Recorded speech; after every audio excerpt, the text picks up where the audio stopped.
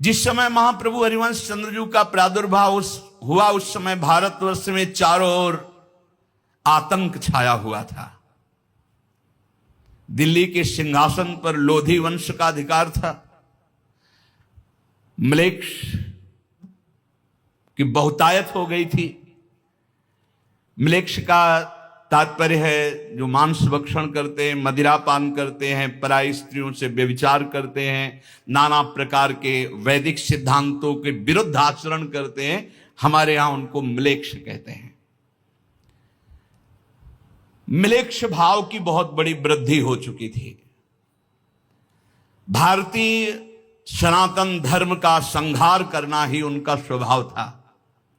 तलवार के बल से नष्ट भ्रष्ट करना और उनको रौंद करके अपने म्लेच्छ धर्म में, ऐसा उस समय बर्ताव हो रहा था। बड़े बड़े भगवत मंदिरों को तलवार की धार उतार दिया, काट दिया जाता, तोड़ दिए जाते थे।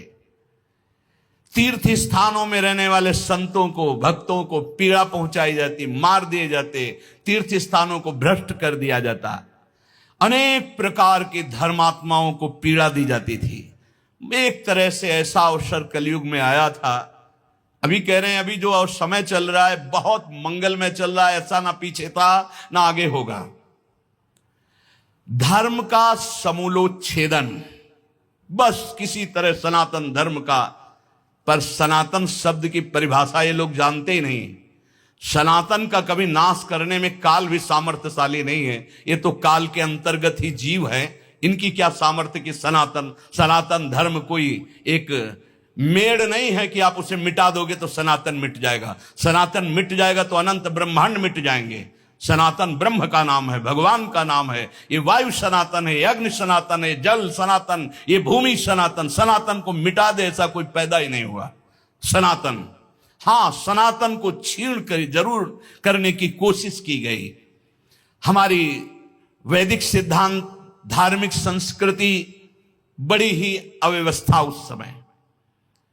आज हम कह रहे हैं कि हम चीख चीख के भगवत यश गान कर रहे हैं तो हमें कोई पीट नहीं रहा। पीछे ऐसे था और आगे ऐसे होगा। भगवत यश गाओगे तो गोली मार दी जाएगी। समय देखना, पीछे ऐसा था। आपने नहीं सुना जब 10 गुरुओं की चर्चा हुई तो नहीं सुना कैसे गुरुओं के साथ बर्ताव किया। जब महापुरुषों की चर्चा, अभी कल परसों प्रेमदास जी की चर्चा, टुकड़े टुकड़े कर दिए गए उनके शरीर के इसी धाम में। चारों ओर विकराल आतंक छाया हुआ था। सब डर गए थे भक्ति के विषय में। कोई भगवान की भक्ति करने के लिए उत्साह प्रकट बाहर चौड़े पे नहीं कर सकता था। तब भगवान ने विचार किया और आचार्य रूप में एक साथ बहुत रूपों में अवतरित हुए।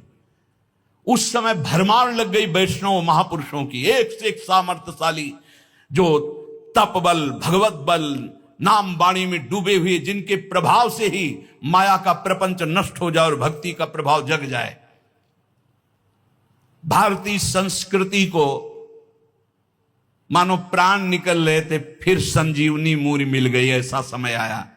सेवक जी महाराज सेवकवाणी में वर्णन करते हैं जिस समय महाप्रभु का प्रादुर्भाव हुआ, कलयुग कठिन वेद विधि रही, धर्म कहूं नहीं दीखत सही, कही भली को ना करे, उद्वस विश्व भयो सब देश, धर्म रहित मेदिनी नरेश, म्लेच्छ सकल पहुमी बढ़े, सब जन करही आधुनिक धर्म, वेद विहित जाने नहीं कर्म, तुम मर्म भक्ति को क्यों लहें, बूढ़त भव आवे न उसास, जस वर्णो हरिवंश विलास, श्री हरिवंश ही गाई हो, जय जय श्री हरिवंश ही गाई हो।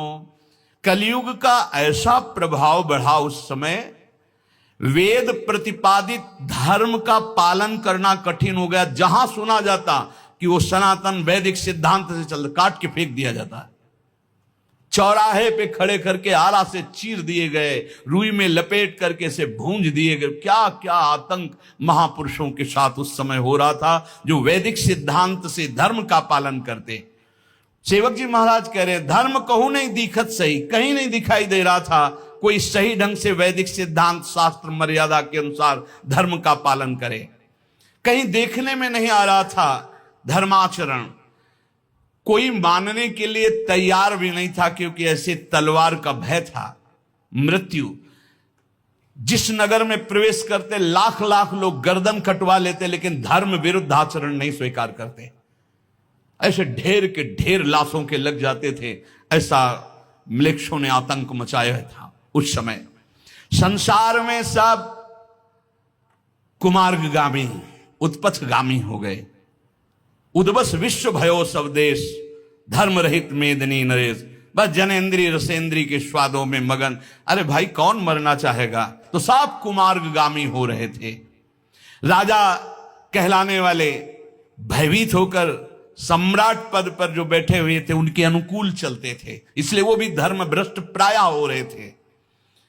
वैदिक सनातन धर्म को छोड़कर आधुनिक धर्म स्वेच्छाचार परायण, भोग वासना परायण सब हो रहे थे।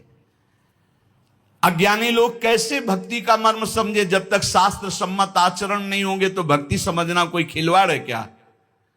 अतएव भक्ति का कोई मर्म नहीं जान रहे थे। ज्ञान भक्ति वैराग्य विहीन जीवन, बस भोग आकर्षण। जो धर्म से चले श्वास लेने की भी गुंजाइश नहीं थी।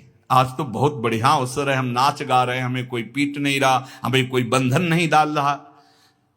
धर्म रहित जानी सब दुनी, म्लेच्छन भार दुखित में दिनी। तो धनी और दूजो नहीं, करी कृपा मन कियो विचार। श्रुति पथ विमुख दुखित संसार, सार वेद विधि उद्धरी। सब अवतार भक्ति बिस्तरी, पुनिरस रीति जगत उद्धरी। करो धर्म अपनो प्रगट, प्रगटे जानि धर्म को नाश। जस बरनो हरिवंश विलास, सी हरिवंश ही गाई हो। सारा संसार उस समय धर्म विमुख हो रहा था। आप जगह जगह जितने भी विद्वान, जितने भी प्रवीण बुद्धि वाले, उन सबको अधीन करके राज्य कर्मचारी के रूप में रखा जा रहा था। यह पूरे देश में आतंक छाया हुआ था। म्लेच्छों के भार से पूरा देश दुखी हो रहा था। पृथ्वी में हाहाकार मचा हुआ था। भाग गए वृंदावन से बड़े बड़े रसिक, इधर उधर अपने ठाकुर लेकर के। यहां कोई भक्ति नहीं कर सकता था, काट के फेंक दिए जाते, ऐसा अवसर था। जब जाने और दूजो नहीं, वही परम तत्व, उसी को भगवान कहते हैं, उसी को परमात्मा कहते हैं, उसी को ब्रह्म कहते हैं। प्रेमी जन उसी को प्रेम कहते हैं, उसी को लाडली लाल कहते हैं। वही अवतार लेते हैं। कोई दो तत्व तो नहीं है इस जगत में कि आचार्य रूप में कोई और आता है, प्रभु रूप में कोई और आता है। श्री हरिवंश चंद्र जो महाराज स्वयं प्रभु ही हैं। महाप्रभु चैतन्य देव स्वयं युगल सरकार का मिलित रूप। भगवान निम्बारकाचार्य, वल्लभाचार्य, बड़े बड़े जितने महापुरुष, ये स्वयं भगवान पधारे, कोई और नहीं है। जाने और दूजो नहीं। महाप्रभु हरिवंश चंद्रजू जिस समय प्रकट हुए उस समय बहुत अत्याचार छाया हुआ था, जगह जगह पर आतंक था। पर ऐसा नहीं कि उस समय कोई धर्मात्मा था ही नहीं। जो नाम जप करते हैं, मंत्र जप करते हैं, प्रभु की आराधना करते हैं, तो प्राणों की परवाह नहीं करते। लाखों में तुम कितनों को मारोगे, कोई ना कोई तो बचा ही रहेगा। विनाश तो कोई नहीं कर पाया। भगवान परशुराम जी ने संकल्प लिया था कि पृथ्वी को क्षत्रियों से विहीन कर दूंगा जो राक्षसी स्वभाव के हैं। 21 बार फरसे से काट काट, तो क्या क्षत्रिय विहीन हो गई क्या पृथ्वी? ये भगवान की सृष्टि है। ऐसा ही तो ऐसा नहीं था कि उस समय कोई बड़े महापुरुष नहीं थे, उस समय कोई धर्मात्मा नहीं थे, पर था बड़ा आतंक म्लेच्छों का। वो धन्य है कुल जिनमें महाभागवत जन प्रकट होते हैं।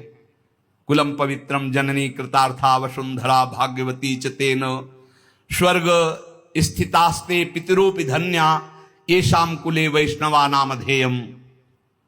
वही कुल धन्य है, परम पवित्र है, जगत पूज्य कहा जाता है जिस कुल में भगवत स्वरूप किसी महापुरुष का प्रादुर्भाव होता है। सेवक जी महाराज कहते नाम प्रसंग कहत उपदेश जाया धर्म धन्य सो देश, धन्य सो कुल जय जन्म भयो, धन्य सो तात धन्य सो माय, तन तत् सकल सुनो चित लाय, श्री हरिवंश प्रताप जस, सो कुल धन्यो मा सुन जगत पूज्य सुपनीत। महाप्रभु हरिवंश चंद्र जी जिस कुल में प्रकट हुए, परम पावन पवित्र वैदिक मार्ग अनुयायी और युगल सरकार की भक्ति संपन्न था। इस कुल में श्री राधा मोहन जी की सेवा कुल परंपरागत चलती थी। हिताचार्य चरण के पूर्वज उत्तर प्रदेश के सहारनपुर जिले में स्थित देवबंद, जिसे देववन कहते हैं, इस नगर में रहते थे महाप्रभु के पूर्वज जन। वे कश्यप गोत्री यजुर्वेदी माध्यन्दिनी शाखानुयायी गौड़ ब्राह्मण थे। इस कुल में एक से एक बढ़कर शास्त्रों के प्रकांड विद्वान, पूर्ण रूपेण वैदिक सिद्धांतानुसार आचरण करने वाले। पहले था ब्राह्मणों का व्यसन होता था वैदिक सिद्धांतों से चलना और वैदिक सूत्रों को हृदय में धारण करना, यही उनके पास धन था। वाणी से प्रखर और बौद्धिक स्तर ब्रह्म तेज से संपन्न, अस्थिमात्र हुए रहे शरीरा, जिधर जाते तो बड़े बड़े राजा धीराज उठकर उनके चरणों में प्रणाम करते। उनका एक ही व्यसन था, समस्त शास्त्रों को कंठस्थ करके उसके अनुसार चलना, वैदिक सिद्धांतों के अनुसार। और क्षत्रियों का था धर्म से बुद्धि को पवित्र करते हुए भुजाओं के बल से सबकी रक्षा करना। तो बड़े ही श्री राधा मोहन जी के उपासक और वैदिक सिद्धांत के अनुसार चलने वाले महाप्रभु के वंश में थे। पहले इस वंश में भट्ट संज्ञा से पुकारा जाता था। विजय भट्ट के सुवन कुलाजित सुत विद्याधर भाए, तिनते जालप मिश्र प्रगट भय राधा वल्लभ से। भाव भावना में मन दीनो और सकल तजिहे, मिश्र प्रभाकर तिनते प्रगटे मिश्र उबार उबारे। जीवद मिश्र सुवन हिम कर जू व्यास मिश्र सुत धारे। चारंते ये बड़े कहावे चारंते ये छोटे, नौ भाई नौ नंद रूप हैं सकल गुणन करी मोटे। श्री विजय भट्ट, भट्ट शब्द ये विद्वता का प्रतीक है। अद्भुत, जिनको कोई परास्त न कर सके, हर शास्त्रों का ज्ञान।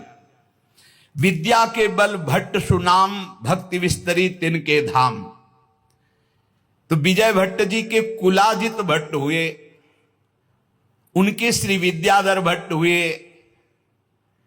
विद्याधर भट्ट जी वेद पुराण महाभारत इन सब को कंठस्थ किए हुए महापुरुष थे, इसीलिए इनके आगे मिश्र लगने लगा। वेद पुराण कहें इतिहास, तो मिश्र नाम जग भयो प्रकाश, वैसे भट्ट लगता था पूर्व में, पर श्री विद्याधर जी के आगे भट्ट लगा। पर वेद पुराण इतिहास इन सब के मर्मज्ञ तो उनसे श्री जालप मिश्र जी हुए। युगल सरकार के बड़े ही उपासक थे राधा मोहन जी के। वहां के तत्कालीन राजा इनके शिष्यत्व को स्वीकार करके राजगुरु पदवी पर विराजमान किए हुए थे। उनके पुत्र हुए उदयकर मिश्र, उनसे जीवद मिश्र, फिर उनसे हिमकर मिश्र। महापुरुषों की वंशावली सुनने से संपूर्ण अविद्या नष्ट हो जाती है। हिमकर मिश्र परम बड़ भागी, प्रभु पद भजन रहे लो लागी। मुरलीधर करी भक्ति रिझाए, तिन प्रसाद ते नव सुत पाए। हिमकर मिश्र सदैव प्रिया प्रीतम के भजन में लगे रहते, इनकी भक्ति से रीझ करके मानो नव योगेश्वर प्रकट हुए हों या नवनंद प्रकट हुए हों। इनके 9 पुत्र हुए, केशवदास, रघुनाथ, गंगाधर, देवदास, गोपाल, उदयराम, पद्माकर, कल्याण जी और ये व्यास मिश्र जी। ये जो हरिवंश महाप्रभु के पिता होने का सौभाग्य प्राप्त किया, ये व्यास मिश्र जी। ये सभी महाभागवत शास्त्रों के परम मर्मज्ञ और वैदिक सिद्धांत के रहस्य के ज्ञाता, ब्रह्म तेज संपन्न। इनमें जो सबसे बड़े केशवदास थे, वो बचपन से ही अवधूत स्थिति में थे। जब युवावस्था आई तो घर त्याग कर निकल गए और सन्यास ले लिया। सन्यास का नाम पड़ा इनका श्री नृसिंहाश्रम स्वामी जी। ये बड़े ही उच्च कोटि के महापुरुष और बड़ी सिद्धियां इनमें थी। ये अहर्निश स्वरूप बोध में स्थित और भगवत आराधन, बाह्य क्रिया, अंतर में स्वरूप बोध, अवधूत स्थिति। आचार्य महापुरुषों का प्रादुर्भाव दैवी संपदा संपन्न महान तेजस्वी कुलों में ही होता है। अवतारी महापुरुषों को अपने गर्भ में धारण करने की सामर्थ्य हर माता में नहीं होती।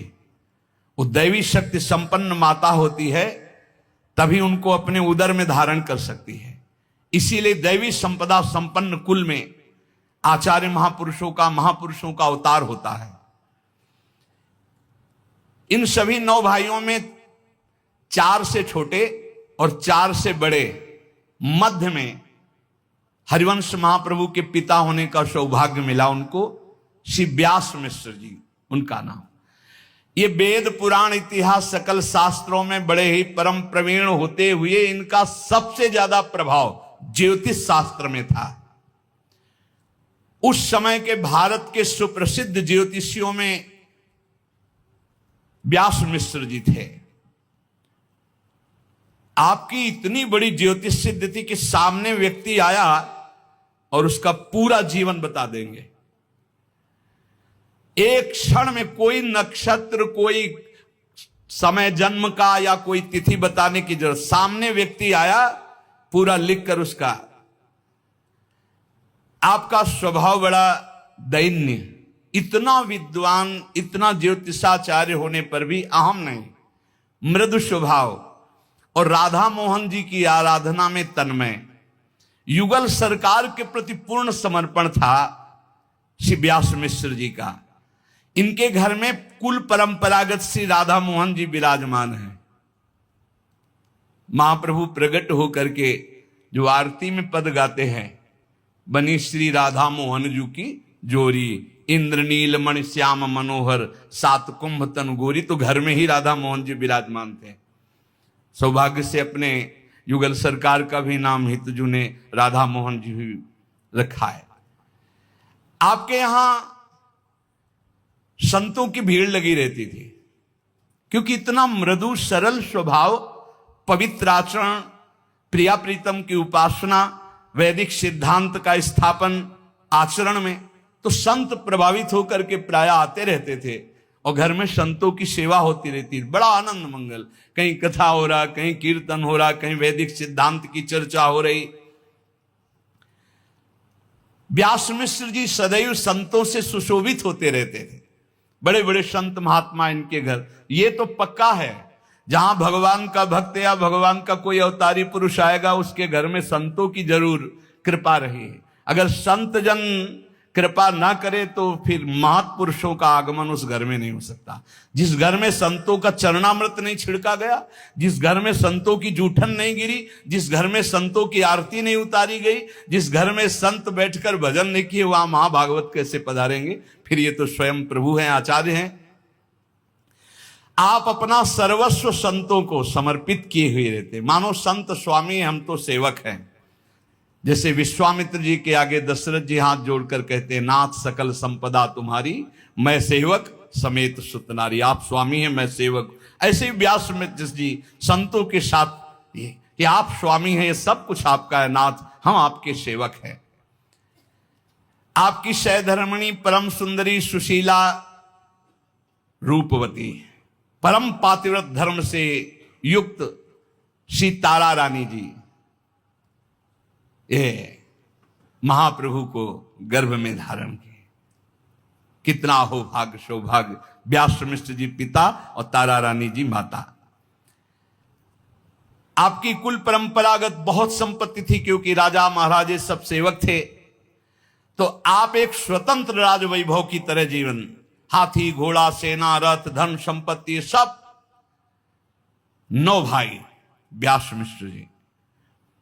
देश देशांतर में व्यास मिश्र जी की ख्याति सुनकर दिल्ली की गद्दी पर आसीन तत्कालीन बादशाह, उसका नाम यहां नहीं दिया गया, बादशाह पृथ्वीपति देशाधिपति या नरेंद्र ऐसा कहकर वर्णन किया गया, लेकिन संकेत नहीं किया गया कि उस समय वर्तमान में बादशाह कौन था। गणित के अनुसार कोई लोदी वंश का या हुमायूं ऐसा उस समय का, लेकिन स्पष्ट नहीं दिया गया, इसलिए इसमें यह नहीं कहा गया कि तत्कालीन बादशाह अमुक थे। जब व्यास मिश्र जी का यश सुना तो बुलाया, हमारे दरबार में उपस्थित हो। व्यास मिश्र जी ने विचार किया, मुझे कुछ चाहिए तो नहीं, ऐसे बादशाह के सामने जाऊं, पर यदि नहीं जाता तो सनातन धर्म के विपरीत तो वैसे ही लोग आचरण कर रहे हैं और उद्दंड हो जाएंगे। अगर हम जाएंगे तो इनको वैदिक सिद्धांत से प्रभावित करके, धर्म से प्रभावित करके कम से कम अपने सनातन धर्म का हम ये हित कर पाएंगे कि जहां या मंगल सोचेंगे वहीं हम इन पर शासन करेंगे। ऐसा विचार करके बुलावे को ठुकराया नहीं और कहा हम आ जाएंगे, आप लोग जाइए। दिल्ली पर विराजमान बादशाह से मिलने के लिए केवल इसी बात से स्वीकृति दी कि अपने सनातन धर्म की रक्षा कर पाए, ये जो धर्मावलंबियों पर अत्याचार करते हैं उसको हम रोक पाए। श्री व्यास मिश्र जी देवबंद से लगभग 170 किलोमीटर दूर दिल्ली, अब हाथी घोड़े रथ सब थे ही, बादशाह के दरबार में पहुंचे। वहां सूचना हुई परम ज्योतिषाचार्य व्यास मिश्र जी पधारे हैं। उसने आदेश कर दिया, बुलाओ सभा में। जे ही गए तो मुखमंडल पर ब्रह्मणत्व का तेज, जो त्रिकाल संध्या करता, निरंतर भगवत आराधन करता है, कभी जवाब में किसी भी व्यसन का, उसका ब्रह्म तेज सुरक्षित रहता है। ब्रह्म तेज में बड़ी सामर्थ्य, जो आजकल कहते हैं ना, क्या जानो ब्रह्म तेज को, सुरक्षित ही नहीं, इसलिए उसको तुम जानो क्या ब्रह्म तेज को। अगर ब्रह्म तेज सुरक्षित है, जो कह दिया जाए तत्काल वही होगा। अभी कुछ वर्ष के बालक है सरंगी ऋषि, कह दिया महाराज परीक्षित को 7 दिन में तक्षक काटेगा, तो किसी ब्रह्म ऋषि की ताकत नहीं थी उस बालक के वचन को मिटाल सके। ये ब्रह्म तेज है। आज मदिरापान, हुक्का पीना, व्यभिचार, गंदे आचरण, न गायत्री, न संध्या, न धर्म, न वंदना, न जानते ही नहीं क्या है ब्रह्म। ऐसे अमोघ ब्रह्म तेज को ऐसे ही नष्ट कर रहे हैं। ब्रह्म तेज को देखते ही खड़ा हो गया बादशाह। यह सामर्थ्य नहीं है कि ऐसे महापुरुष के पधारने पर प्राण उत्थापन करते हैं कि बैठे रहो तुम। जैसे हनुमान जी के पधारते ही बिना कहे रावण की सभा में सब खड़े हो गए, यद्यपि बंधन में है, सब खड़े। रावण कह रहा क्यों खड़े हो रहे, किसी की हिम्मत नहीं कि बैठ सके। महावीर भगवान शंकर का साक्षात अवतार, महाभागवत, महान शक्ति संपन्न, सब खड़े हो गए अपने आप। ऐसे ही व्यास मिश्र को देखकर बादशाह और उनके सामंत सब खड़े हो गए। व्यास मिश्र जी ने समीप जाकर 4 नारियल अर्पित किए और राजा में भगवान का वास ऐसी भावना से नमस्कार किया। मुखमंडल पर अद्भुत ब्रह्म तेज को देखकर बादशाह हतप्रभ हो गया और मधुर वचन बोला, आओ आओ, आपका स्वागत है, स्वागत है। 4 नारियल क्यों भेंट किए, आप एक ही दे देते। आपका आना ही हमारे लिए शुभ रहा। व्यास मिश्र जी ने कहा, राजन, हमारे सनातन धर्म में 4 प्रधान फल हैं जो पुरुषार्थ चतुष्टय कहे जाते हैं, धर्म, अर्थ, काम, मोक्ष। ये 4 नारियल इसलिए प्रदान किए कि आप धर्म, अर्थ, काम, मोक्ष चारों को प्राप्त करने के अधिकारी बने। बड़ा प्रसन्न हुआ। ब्रह्म तेज से संपन्न ऐसे वचन सुन करके व्यास मिश्र जी के वो हृदय से आह्लादित हो गया, मानो कोई निधि मिल गई हो। बादशाह ने और भी जो वैदिक पुराण सिद्धांत के पहले से विद्वान जन थे सबसे मिलाया, परीक्षाएं ली, हर परीक्षा में उत्तीर्ण, ज्योतिष तो अमोघ। उसने कहा हम अपने राजगुरु पद पर आपको विराजमान करते हैं। और उस समय 4000 महीने की स्वर्ण मुद्राएं निश्चित की, जरूरत नहीं थी, कुल परंपरागत इतना वैभव था, पर राजगुरु पद पर इसलिए अभिषिक्त हुए कि इसको हम शासन में लेकर अपने धर्म की रक्षा कर पाएंगे। व्यास मिश्र जी से कहा आप आज के बाद हमारे साथ सदैव साथ रहेंगे। व्यास मिश्र जी ने कहा कि नहीं, ऐसा नहीं हो सकता, हमारे घर में सेवा विराजमान है ठाकुर राधा मोहन की, 8 पहर हम अष्टयाम सेवा करते हैं। हां, जब आपका आदेश होगा मैं उपस्थित हो जाऊंगा, पर बराबर आपके साथ नहीं रह सकता। व्यास मिश्र जी ने जब ऐसी बात कही तो बादशाह ने स्वीकार कर ली।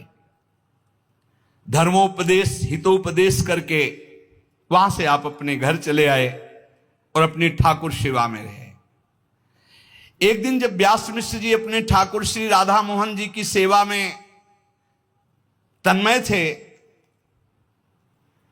तो तारा रानी जी नजदीक आकर ठाकुर जी के दर्शन करके व्यास मिश्र जी के चरणों के समीप बैठ गईं और चरण पकड़ करके मानो अश्रु विमोचन करते हुए कुछ कहना चाहती। व्यास मिश्र जी ने कहा ऐसा शोक रूप तुम्हारा तो हमने कभी नहीं देखा, हर परिस्थिति में तुम आनंदित रहती हो, तुम्हारा शोकित होकर ये रुदन करना बिल्कुल ठीक नहीं, क्या हो गया? तो उनका आप मेरे दुख का कारण जानते हो, पर मैं अब असहनीय हो गया है मेरी अवस्था भी अब, इसलिए मैं बहुत दुखी हूं कि आज तक मेरे कोई संतान नहीं हुई। खूब वैभव है। व्यास मिश्र जी 9 भाई थे, बड़े तो परमहंस नृसिंहाश्रम स्वामी, कोई हमारे संतान ही नहीं, तो ये सब भोग वैभव ये सब काटने को दौड़ता है। मुझे अब कुछ अच्छा नहीं लगता। ये संपत्ति भवन प्रकाश संतति बिनु मन रहे उदास, मुझे ये सब, मुझे संतान चाहिए। तो उन्होंने कहा कि मुझे ज्योतिष का ज्ञान है, ये तुम जानती हो, मैंने अपनी और तुम्हारी भाग्य रेखा देखी। भाग्य रेखा के बल से तो संतान सुख है ही नहीं, अर्थात संतान होगी ही नहीं।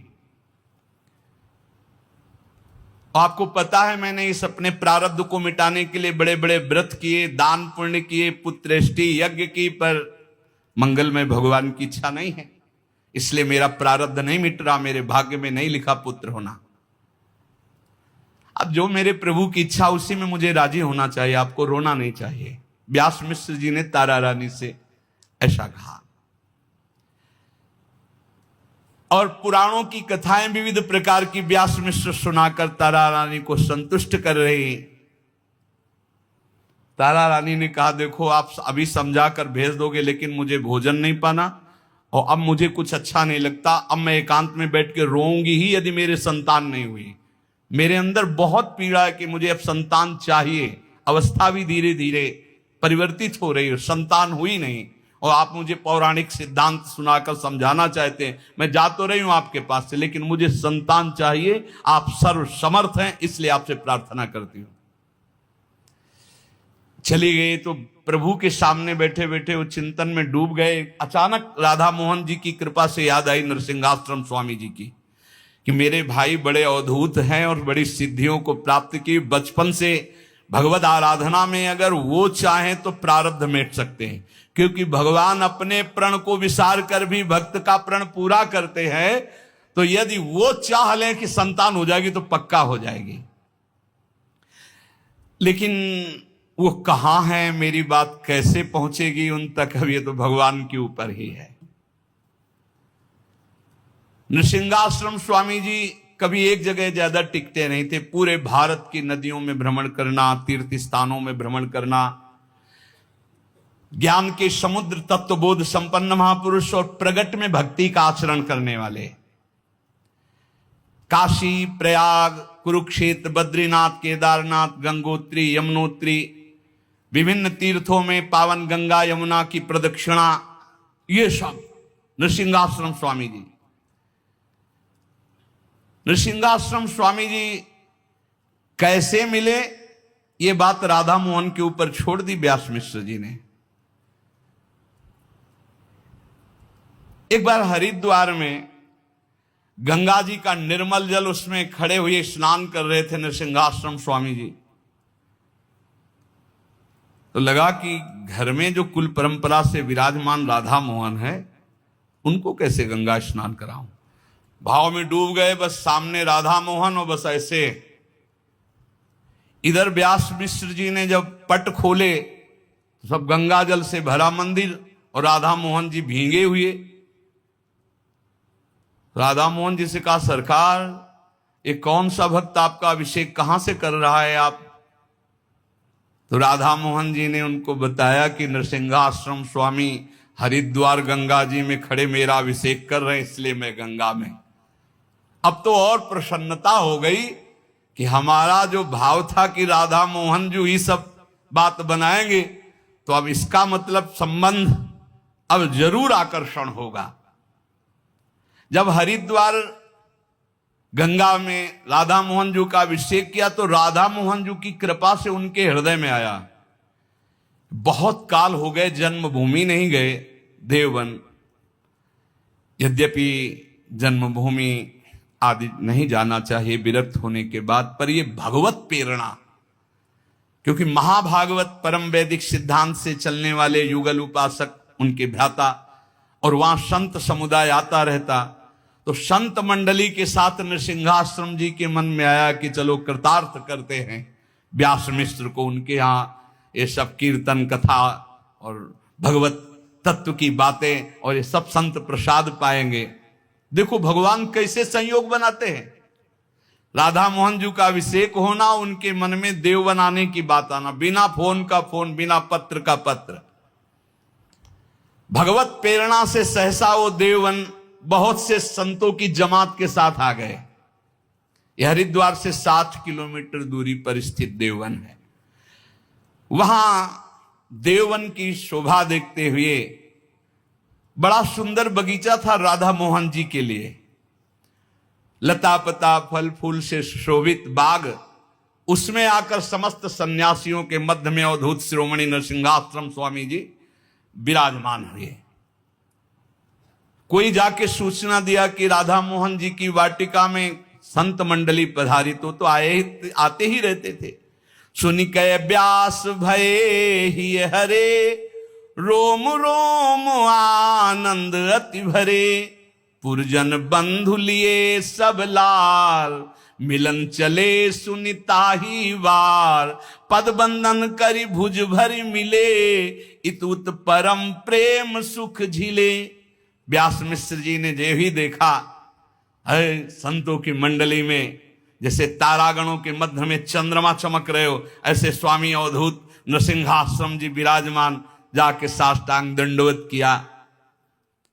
व्यास मिश्र को आया देखकर नृसिंहाश्रम स्वामी जी खड़े हुए और हृदय से लगाया। दोनों तरफ अद्भुत आनंद। सब सन्यासियों की चरण वंदना करके चरण पखारे, चरणामृत लिया, आरती उतारी, भोग पवाए। नृसिंहाश्रम स्वामी जी तत्व की चर्चा, भगवत चर्चा।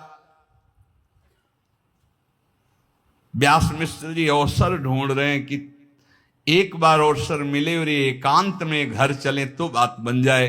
जो तारा रानी के हृदय में बात है, वो बात इनके कान तक पहुंचा दें।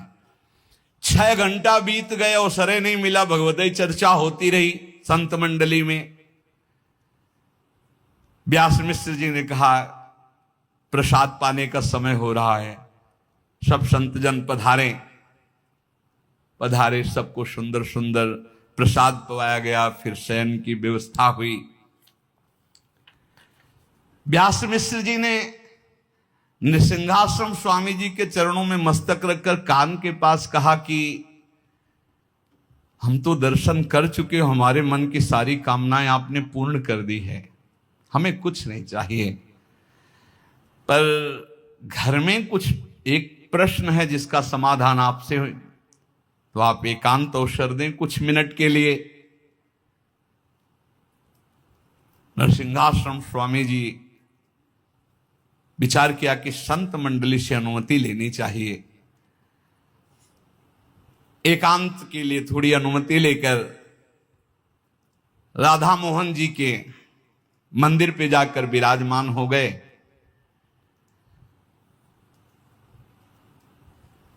व्यास मिश्र जी ने कहा, भगवान आप जैसे महापुरुषों का अपनापन हमारे हृदय में बड़े सौभाग्य से प्रकट होता है, तो सब संत हमारे हैं, पर आप तो हमारे हैं ही, इसलिए हम अपनी दुख सुख की बात तो आपसे कह ही सकते हैं। प्रभु मुझे यद्यपि सत्य कहता हूं कोई इच्छा नहीं, पर तारा रानी की तरफ कहा कि ये प्रतिपल रोती रहती हैं, उदास बैठी रहती हैं, अश्रु आ रहे हैं,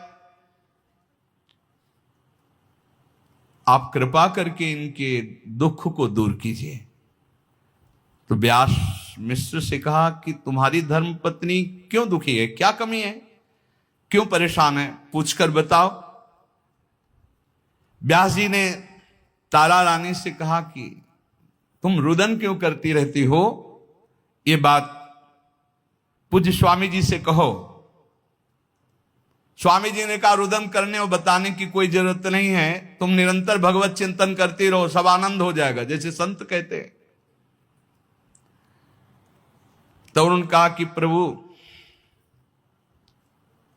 आपके पिता के आप 9 पुत्र हुए,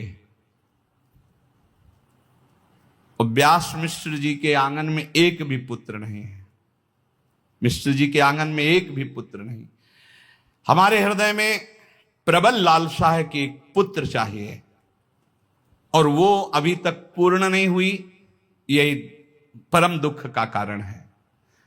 आप सर्व सामर्थ्यशाली हैं, प्रणत जनों के दुख हरण करने वाले हैं, मुनि हैं, महात्मा हैं, सिद्ध हैं। आपकी कृपा से अनहोनी भी होनी में हो सकती है, होनी भी अनहोनी में। कर तुम अकर तुम अन्यथा कर तुम, सर्व समर्थ आप हैं। मुझे आप कृपा करके वरदान दीजिए कि हमारे पुत्र हो। व्यास मिश्र जी ने सारी बात नरसिंहाश्रम जी से कही, तारा रानी की, क्योंकि डायरेक्ट बात नहीं, ये आर्य मर्यादा पहले थी। ये बात सुनकर नरसिंहाश्रम स्वामी जी ने कहा, तुम ज्योतिषाचार्य हो क्या, तुमने ज्योतिष में अपनी भाग्य रेखा नहीं देखी जो मैं देख रहा हूं? इस जन्म में तुम्हारे संतान का प्रयास व्यर्थ है, तुम्हारे संतान नहीं होगी, संतान योग ही नहीं है। विधाता ने भाग्य में तुम्हारे संतान योग नहीं लिखा। पूर्व कर्मानुसार जीव को संतान के द्वारा सुख दुख प्राप्त होता है, या संतान प्राप्त होती है या नहीं प्राप्त होती है, ये सब तुम जानते हो, फिर क्यों ऐसी बात कही? तारा रानी जी बीच में ही अब बोल पड़ी, कहा प्रभु अगर सब हमारे भाग्य से ही होता है तो आप भी हमारे भाग्य में हो, फिर आप जैसे महात्माओं का प्रबल प्रताप क्या, सब हमारे प्रारब्ध से ही होता है तो आप जैसे महात्माओं का प्रताप क्या, और आप भी तो हमारे भाग्य में हो कि हम हमारे पति के बड़े भाई हो, तो फिर आप जैसे महात्माओं का प्रताप किया अगर सब हमारे प्रारब्ध और भाग्य में ही है। धृष्टता क्षमा की जाए, आप महापुरुषों के आश्रय से भाग्य बदला जा सकता है। स्वामी जी अब आप टालिए नहीं, मैं आपकी शरण में हूं, मेरे हृदय में प्रबल पुत्र कामना है, उसे पूर्ण कर दें। जैसे गंगा जी का स्पर्श पापों का शमन करता है, तापों का शमन करता है, ऐसे आपके चरणों का सानिध्य, ये कामना हमें तप्त कर रही, इसे शांत कर दीजिए। वांछा कल्पतरु आश्रय दाता अवधूत शिरोमणि, मैं आपकी शरण में हूं। तारा रानी की बात सुनकर आंख मूंदली नरसिंहाश्रम स्वामी जी मौन रहे। फिर कहा, आप चिंता मत करो, भगवान का कोई न कोई मंगलमय विधान होगा। बस वो एकांतिक उदासीन अवस्था में गए। जो राधा मोहन जी की वाटिका थी उसमें अलग बैठकर एक वृक्ष के नीचे चिंतन करने लगे। अचानक समाधि लग गई। ये भागवतिक संदेश था। समाधि में उन्होंने एक महापुरुष के वचन सुने, तुम जिस बात का चिंतन करके उदास हो गए हो, ये मुझे बर्दाश्त नहीं होगा। मेरा उपासक उदास हो जाए, नहीं। तुम्हारे हृदय में आज तक कभी कोई कामना उत्पन्न नहीं हुई, इसीलिए तुम इस कामना की बात सुनकर के उदास हो गए हो। व्यास मिश्र के भाग्य में पुत्र योग नहीं है, पर मैं स्वयं अवतार ले रहा हूं। मैं स्वयं अवतार ले रहा हूं। मैं कौन है? श्री कृष्ण। मैं स्वयं हूं। वही बंशी है, वही सजनी है, वही प्रेम है, वही संदिनी शक्ति है, वही सब एक तत्व। तत्व दो नहीं, रसोया परमानंद एक द्विधा सदा। तुम्हारा मनोरथ पूर्ण होगा। मेरे रास विलास का विस्तार करने के लिए मेरा प्रेम ही अवतार ले रहा है। मैं ही प्रेम हूं, प्रेम ही मेरा स्वरूप है, प्रेम ही बंसी, बंसी सजनी है। इसलिए मेरा जो प्रिया प्रीतम का नवनिवृत्त निकुंज का प्रेम है, हित है, वही मेरे रास और विलास का विस्तार करने के लिए, नित्य विहार रस को प्रकट करने के लिए प्रकट हो रहा है। चिंता तुम छोड़ो और अनुज को यह सूचित कर दो कि कोई साधारण पुत्र नहीं, सत्ता प्रकट होने जा रही है, हित सत्ता। तत्काल ध्यान छूटा, रोम रोम आनंद में हुआ। दौड़ते हुए व्यास मिश्र के घर गए। प्रभु को गोप्य चरित हो जैसे, आई अनुज सो बरन्यो तैसे। प्रभु पद पूजन दृढ़ व्रत धारो, पुत्र होई जस धरनु तिहारो। व्यास मिश्र तारा रानी ने देखा, प्रफुल्ल कमल मुख खिला हुआ नृसिंहाश्रम, और समझ गए कोई भागवतिक सूचना है। अद्भुत आनंद की लहरें उठ रही थी नृसिंहाश्रम स्वामी जी की। कहा, व्यास मिश्र मंगल हो गया, मंगल हो गया। स्वयं प्रेम अवतार ले रहा है आपके घर में। प्रिया प्रीतम का स्वयं प्रेम अवतार हो रहा है। मिश्र दंपति तो नाच पड़े, पुत्र नहीं, स्वयं प्रेम पुत्र के रूप में पधार रहा है। श्री लाल बिहारी प्रभु और श्री लाडली जू, इन दोनों के हृदय का हित और लाल के अधर पर विराजमान बंसी स्वरूप, सखियों के मध्य में हित सजनी स्वरूप, उसी प्रेम का अवतार तुम्हारे यहां हो रहा है। अब तुम व्रत उपवास नियम धारण करो। ये बात सुनकर मिश्र दंपति के हर्ष का ठिकाना न रहा। नृसिंहाश्रम के चरणों में गिर पड़े। फिर उन्होंने कुछ नियम पद्धतियां बताई, ऐसे ऐसे रहो, ऐसी आराधना करो, क्योंकि स्वयं प्रेम का अवतार हो रहा है। निष्काम भाव रहना, कोई सकामता ना ने पावे। एक क्षण भी इष्ट के भजन के बिना न व्यतीत हो, और प्रिया प्रीतम का सदैव उच्छिष्ट ही पाना, उन्हीं के चिंतन में रहना, भूमि पर शयन करना, दिन प्रतिदिन जो नियम बताए उनका पालन करना नृसिंहाश्रम से, क्योंकि प्रभु पधार रहे हैं। आपका धन केवल प्रिया प्रीतम राधा मोहन जी, लोक धर्म का त्याग करके हर समय प्रेम धर्म के चिंतन में रहना, चारों तरफ भगवत भावना में मगन रहना, केवल अनुराग प्रभु का, ऐसी भावना से युक्त रहना, तभी अनुराग का अवतार होगा। ये वो आ रहे हैं जिनके पीछे पीछे प्रिया प्रीतम डोलते हैं। ये वो आ रहे हैं जो प्रिया प्रीतम को प्रदान करते हैं। ये वो आ रहे हैं जो ये कहते हैं वही प्रिया प्रीतम करते हैं। व्यास मिश्र से बताकर नृसिंहाश्रम जी संतों के साथ कुछ दिन वहां रहे और फिर मंडली के साथ विचरण करने के लिए रात दिन प्रिया प्रीतम के चिंतन में व्यास मिश्र और तारा रानी और खूब संतों की सेवा, दूसरों को खूब वैभव था, लुटाते आनंद मगन। आत्मज्ञानी निरपेक्ष भगवत अनुरागी महात्मा जो ठान ले उसे भगवान निश्चित पूरा करते हैं। इस प्रसंग से यह भी पता चला कि अगर आत्मज्ञानी ब्रह्मनिष्ठ भगवत प्रेमी महात्मा ठान ले तो भाग्य रेखा क्या है।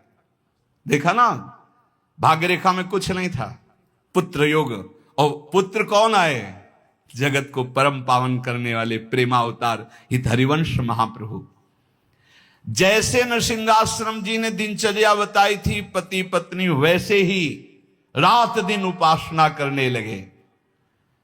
राधा मोहन जी की उपासना में कुछ ही समय व्यतीत हुआ कि युगल का प्रेम तारा रानी के गर्भ में प्रकाशित हो गया। तारा रानी ने बहुत आनंदित होकर कहा प्रभु व्यास मिश्र से, मेरे उदर में आभास होता है कि गर्भ है। धन्य हो तुम, धन्य हो। व्यास मिश्र ने कहा, मिश्र जी ने, धन्य हो तुम, धन्य, क्योंकि मुझे बताया है नरसिंहाश्रम स्वामी जी ने कि तुम्हारे गर्भ से कौन प्रकट होगा। कैसे बताऊं, क्या सुकृत हुए, कौन सा सौभाग्य कि मुझे यह सुनने को मिला कि तुम्हारे गर्भ में प्रेम पल रहा है, प्रेम हित। तारा रानी जब से महाप्रभु आए तब से अद्भुत तेज संपन्न, मानो एक बिजली की सी कांति झलक रही हो, क्योंकि महाप्रभु प्रियाजू का साक्षात स्वरूप है। अतुलित रस बरसत सदा सुख निधान बनवास, अद्भुत महिमा महि प्रगट सुंदरता की राज। सुंदरता की राज किसको कहा गया? श्री जी को। मानो श्री जी का साक्षात प्रतिबिंब ही है हरिवंश महाप्रभु। तारा रानी के तेज के आगे सब हतप्रभ हो जाते, उनके हर अंग में तेज जागृत हो गया। जिस प्रकार माता देवकी को कंस कारागार में अद्भुत तेज प्राप्त हुआ जब प्रभु, ऐसा भाव कि प्रभु गर्भ में आ गए। जैसे बंदी गृह जगमगाने लगा था देवकी जी के तेज से, ऐसे ही तारा रानी के श्रीअंग से संपूर्ण महल प्रकाशित हो गया व्यास मिश्र जी का, क्योंकि प्रियाजू और लालजू की प्रीति प्रकट हो रही है। आश्चर्यजनक कांति देख करके अब तो सबको आनंद हो रहा है कि कोई अवतार प्रकट होगा, कोई महान दिव्य विभूति पधार रही है। अनेकानेक बिना बुलाए बड़े गुप्त गुप्त के महात्मा जो एकांत में भजन करने वाले, वो सब आने लगे व्यास मिश्र जी के यहां। जैसे पुष्प में पराग आ जाए तो भौरे मंडराने लगते हैं, ऐसे दिव्य दिव्य महापुरुष व्यास मिश्र जी के यहां पधारने लगे, क्योंकि प्रिया प्रीतम का प्रेम प्रकट हो रहा है। बहुत अद्भुत मूर्ति महाप्रभु हरिवंश चंद्रजू। अब तो कैसे होंगे प्रेमावतार हरिवंश महाप्रभु, इस ध्यान में तारा रानी मगन लगे। उनके सामने वो छवि आने लगी बाल रूप हरिवंश महाप्रभु की। वो कभी कभी बातें करने लगती, प्रेम की अद्भुत दशा में डूबी रहती, अलौकिक दिव्यानंद में व्यास मिश्र डूबे रहते। व्यास मिश्र जी जब से महाप्रभु गर्भ आए तब से बादशाह से बात करना ही छोड़ दिया, जाला ही छोड़ दिया। तारा रानी के समीप ही रहने लगे, क्योंकि एक अद्भुत सुख मिलता। महाप्रभु गर्भ में थे, स्वयं देख रेख करते। एक क्षण भी तारा रानी को अकेला छोड़ना उनको रुचिकर नहीं था। तारा रानी के मुखारविंद पर एक ऐसा माधुर्य प्रकट हुआ कि जो देखता वो देखता ही रह जाता, बेसुध हो जाता, आनंद मगन हो जाता। फिर व्यास मिश्र को तो अपार आनंद, उनको पता है कौन पधार रहे हैं। मुनि के मन जो बात रमी रही, देखो चाहे जो प्रभु कही। श्री नरसिंहाश्रम जी ने विचार किया कि देखें, जो हमें आकाशवाणी में ध्यानस्थ समाधिस्थ में आदेश हुआ था वो फलीभूत हो रहा है। दर्शन करे चल के। वो बद्रीनाथ से फिर हरिद्वार आए और वहां गंगा में स्नान करके संतों को वहीं विराजमान करके देववन व्यास मिश्र जी के यहां अकेले आए। उस समय 6वां महीना चल रहा था गर्भ का। परम धर्म के पालक नृसिंहाश्रम जी जो ही गृह में प्रवेश किया, अनुभव हो गया साक्षात प्रभु पधार रहे हैं। व्यास पत्नी तारा रानी पौड़ी हुई थी, सेविकाएं भी सेवा में थी। नृसिंहाश्रम स्वामी जी बिना किसी सूचना के पधारे थे, तत्काल उठकर बैठ गए। नृसिंहाश्रम स्वामी जी ने कहा, लज्जा करने की जरूरत नहीं है, तुम्हारे गर्भ में साक्षात प्रभु पधारे हैं। मैं उन्हीं प्रभु की परिक्रमा करने आया हूं, तुम बैठी रहो। और तारा रानी की परिक्रमा की और साष्टांग प्रणाम किया तारा रानी को नृसिंहाश्रम स्वामी जी ने, और बहुत प्रसन्न होकर अश्रु प्रवाह करते हुए कहा, मैं यहां रुकूंगा नहीं, मैं केवल देखने आया था जो समाधि में मुझे आदेश हुआ तो फलीभूत हुआ कि नहीं। हो इस शुभ सगुन भवन पुनि पुर में, व्यास विचार मुदित होई उर में। बस प्रणाम किया, परिक्रमा करके तुरंत निकल गए नृसिंहाश्रम स्वामी जी। व्यास मिश्र जी जो ही भवन में पधारे, तब बाद में पता चला कि नृसिंहाश्रम स्वामी जी आए थे, 4 परिक्रमा की दंडवत करके चले गए। बहुत मुदित हुए। अत्यंत मंगलमय धीरे धीरे समय आ रहा है। तारा रानी का जो गर्भ है वो प्रतिपल बढ़ रहा है। व्यास मिश्र बहुत आनंदित है, ऐसे ऐसे अनुष्ठान कराते हैं, पूरे नगर को भोजन पवाते हैं। प्रतिदिन कोई न कोई बहाना लेकर पूरे नगर को दान पुण्य खवाना पिलाना, सब आनंद मंगल हो रहा है। बादशाह को लगा कि क्या है, व्यास मिश्र बातचीत करना, दरबार आना सब छोड़ दिया। दरबार में क्यों नहीं आते? राजकीय कर्मचारियों को, सैनिकों को भेजा। उन्होंने आके प्रणाम किया और कहा, बादशाह आपको याद कर रहे हैं, आपकी दरबार में उपस्थिति अनिवार्य है। व्यास मिश्र जी ने कहा, स्वयं ही आकर के मैं कारण बताऊंगा क्यों नहीं आ पाया, आप लोग पधारें। मैं स्वयं ही कुछ दिन अपने आप समय निकाल कर आ जाऊंगा और सारी परिस्थिति बताऊंगा, आप जाइए।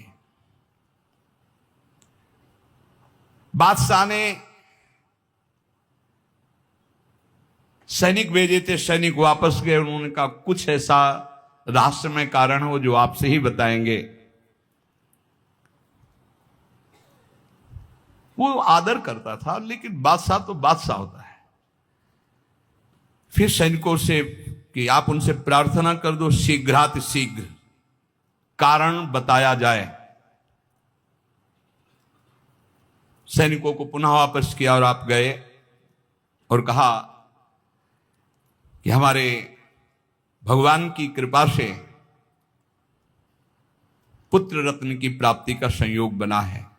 हमारी पत्नी गर्भ से हैं, इसलिए मैं आपकी सेवा में नहीं आया, बुलाने पर भी, और ना रह सकता हूं क्योंकि मुझे सेवा में वहां। तो उनका नहीं, मुझे आगरा जाना है और आपकी उपस्थिति हमारे साथ अनिवार्य है। मैं मानता हूं कि आपका ऐसा समय है, पर हमारी आज्ञा पर भी ध्यान दीजिए। उन्होंने कहा कि मैं कभी आपकी आज्ञा नहीं टाल सकता था, आपके साथ चलता। मैं भी कोई अनिच्छुक नहीं हूं, आपकी आज्ञा में इच्छुक ही हूं, पर हमारी धर्म पत्नी गर्भवती हैं, इस समय उनकी देख रेख के लिए मुझे रहना अनिवार्य है। उन्होंने कहा कुछ समय, लेकिन जिस समय मैं आगरे को चलूंगा आपको साथ चलना होगा। कहा ठीक है। वो दिल्ली से लौटकर घर आए। बादशाह के साथ आगरा जाने की बात तारा रानी को बताई, परिवार के जनों को बताई। एक थोड़ा सा तो दुख ये भी हो रहा है कि ऐसी परिस्थिति में बादशाह की आज्ञा उल्लंघन नहीं की जा सकती, उनके साथ जाना है।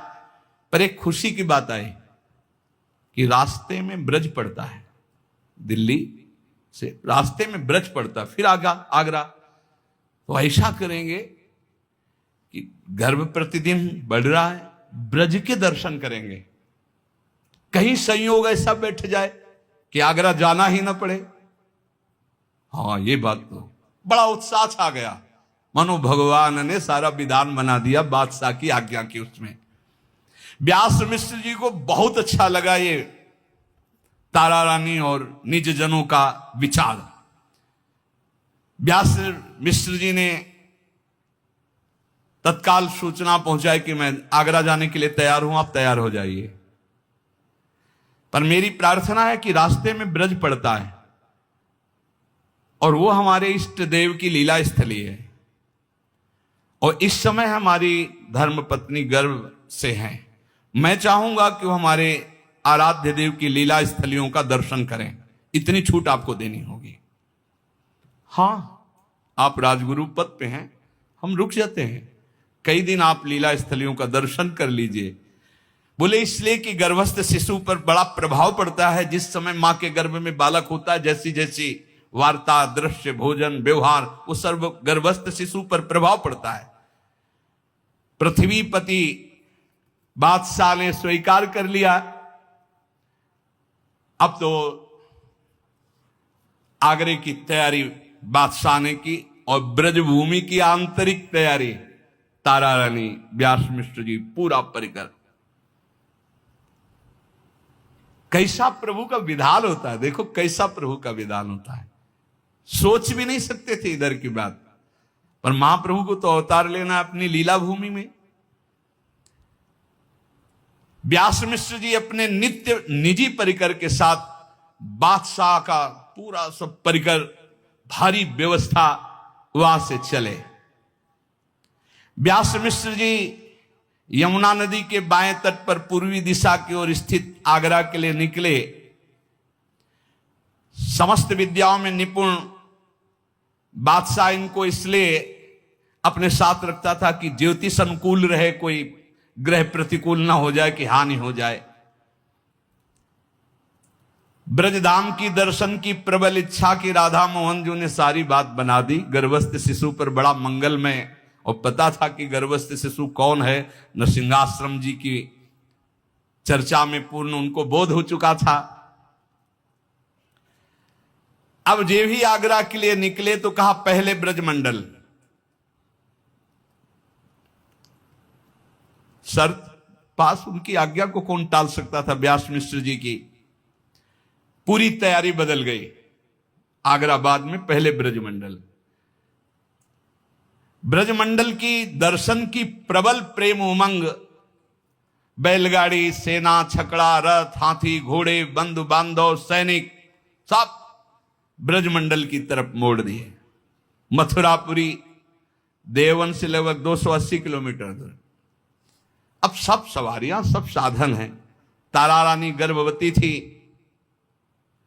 उनके लिए बहुत सुंदर कि कहीं धक्का न लगे, किसी तरह का कोई कष्ट ना हो, और साथ में प्रतिपल प्रिया प्रीतम की लीलाओं का गायन, नाम कीर्तन साथ होता चले। पूरे रास्ते में धूम मच रही थी। राधा मोहन जी का भोग लगता, आरती होती, नाम कीर्तन होता, पद गायन होता। जगह जगह पड़ाव डालकर विश्राम करते हुए भगवत लीला, भगवत सेवा, गुणगान ब्रज की ओर। अहो भाग्य जे ही ब्रज में, अहो भाग्य, ये परम पावन प्रिया प्रीतम का निज देश है ब्रज। हे ब्रजवास, समझते हो, देव दुर्लभ बात है। तारा रानी के हृदय में अद्भुत उमंग। पालकी से उतर करके ब्रजभूमि को दंडवत किया तारा रानी ने। व्यास मिश्र जी ने भी साष्टांग दंडवत किया, और भी द्विज परिकर ने दंडवत किया। ब्रज में ऐसा सुख बरसता, यदि हृदय निर्मल हो तो पकड़ आवे, मलिन हृदय है तो वही संसार दिखाई देता है। ये प्रभु का नित्य धाम है, 84 कोस भूमि। यहाँ तो भांति भांति के भगवदानंद की वर्षा होती रही। भांति भांति का मतलब दास्य सुख, सख्य, वात्सल्य, कांता, एक से एक अद्भुत भाव। व्यास मिश्र जी ने ब्रजभूमि की वंदना की, साष्टांग प्रणाम किया। हे प्रीतम, ये आपकी लीला भूमि है और हमें अब समझ में आ रहा है कि आप अपने अवतार के लिए अपनी लीला भूमि ही चयन किए हो, इसीलिए आगरे जाने के बहाने से आप मुझे यहां लाए हो।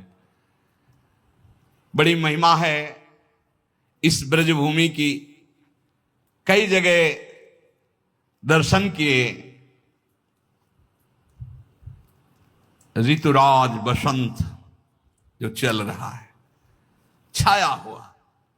मात्र हम अभी 26 वर्ष पहले की बात करें, 26 वर्ष पहले कुछ नहीं, इधर देखो लताएं ही लताएं, कितनी लताएं, 50-50 झुंड मोर के ऐसे जगह जगह नाचते खेलते नजर आते। ऐसी लताएं, यहां जहां बैठे पूरी लताएं ही लताएं थी। इधर हरा, एकदम हरा, ये पीपल का वृक्ष बीच में, लताएं ही लताएं पूरी, एक भी नहीं, बस ट्यूबवेल थे एक दो, कुछ नहीं, यहां से लेकर के कुछ नहीं, इस साइड में कुछ नहीं था। 26 वर्ष पहले कह रहे, तो 500 वर्ष क्या होगा पहले? लता ही लता, लता पता, ऐसे बीत राग परमहंस कोई यदा कदा भजन कर रहे थे, नहीं तो बस शांत लता पता, मोर पक्षी, नीलगाय, खरगोश, कबूतर, तोता, यही सब महान प्रिया प्रीतम के धाम के निज जन अब सब गुप्त होते जा रहे हैं। ब्रजवंदना, व्यास मिश्र जी ने देखा बसंत ऋतु का प्रभाव वृंदावन में छाया हुआ है। वैसे तो हर समय बसंत ही वृंदावन में रहता है, सदा बसंत रहत वृंदावन, पुलिन पवित्र सुभग यमुना तट। ऋतु बसंत, षड ऋतु में राजा जो बसंत, ताके आगम हिये हुल संत। पड़ाव पड़ा, राधा मोहन जी की सेवा हुई, सब आनंद मगन करके कीर्तन कर रहे हैं। महाप्रभु का कल प्रादुर्भाव है, कल प्रकट होंगे बादग्राम में।